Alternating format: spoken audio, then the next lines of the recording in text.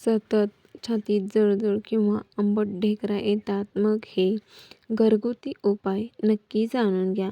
नमस्कार, आपल्या ताईचा आयुर्वेद चॅनलमध्ये तुमचं मनापासून स्वागत आहे.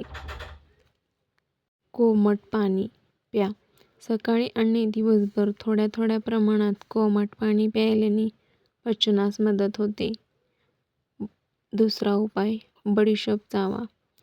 जेवणानंतर अर्धा ते 1 चमचा बडीशोप चावल्याने गॅस आणि ॲसिडिटी कमी होण्यास मदत होऊ शकते. उपाय तिसरा, केळे खा.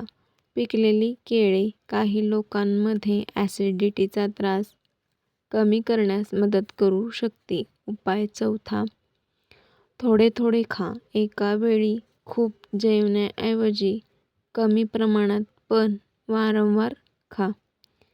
तिखट, तेलकट आणि जंक फूड टाळा. हे ॲसिडिटी वाढवू शकतं. उपाय सहावा, जेवणानंतर लगेच झोपू नका.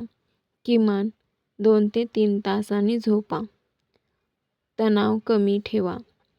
तणावामुळे ॲसिडिटी वाढू शकते. 10 ते 15 मिनिटे चालणे, प्राणायाम करणे किंवा ध्यान करा. हे उपाय सामान्य ॲसिडिटीसाठी आहेत.